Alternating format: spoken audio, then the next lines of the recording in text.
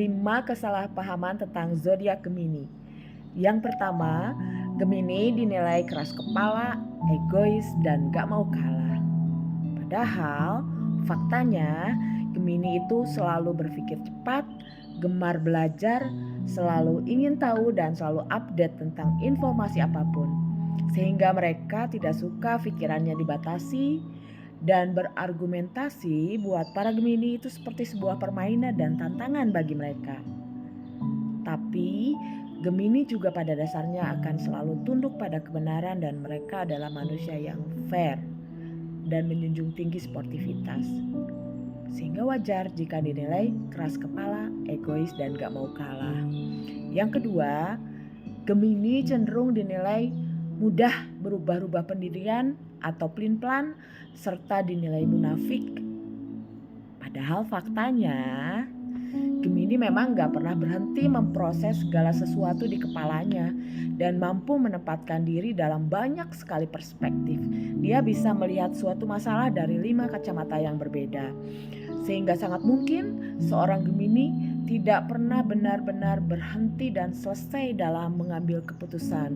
Mungkin saja dia akan selalu bertumbuh, berkembang, dan ternyata menemukan perspektif baru yang akhirnya merubah pendirian dia di awal.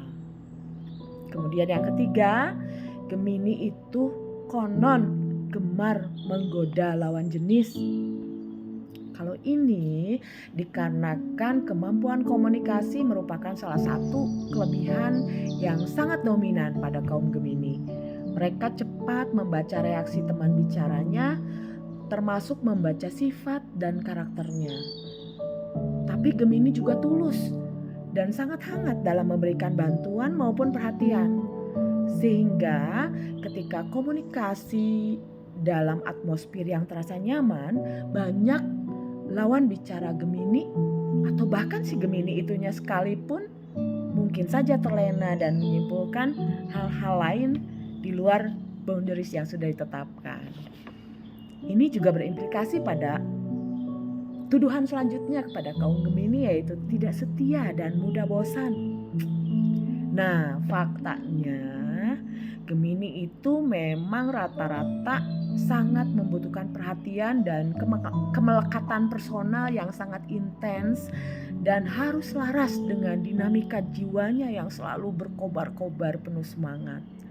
Dia butuh pasangan yang bisa memenuhi kebutuhan intelektualnya dan juga kerapuhan hatinya.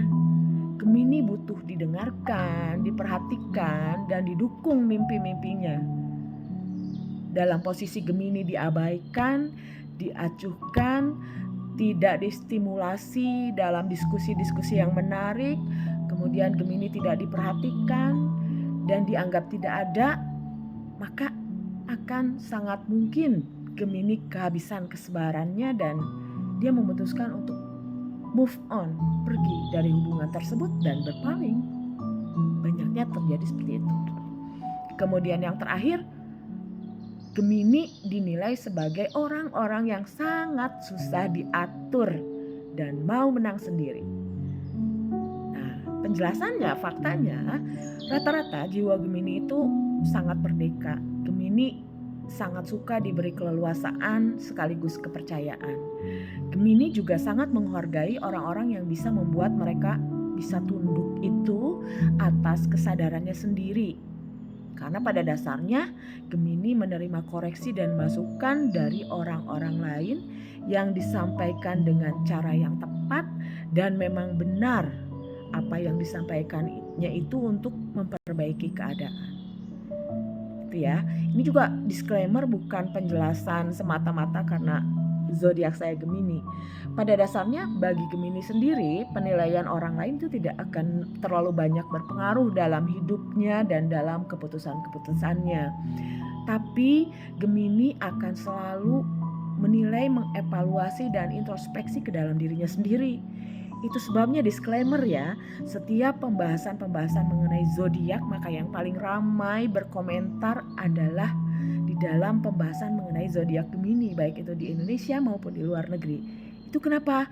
Karena Gemini memiliki perhatian dan memiliki intens yang sangat tinggi untuk senantiasa menilai kondisi dirinya, menilai relasinya dengan orang-orang lain, dan juga Gemini senantiasa ingin belajar, bertumbuh dan tidak pernah bisa berhenti berproses seumur hidupnya.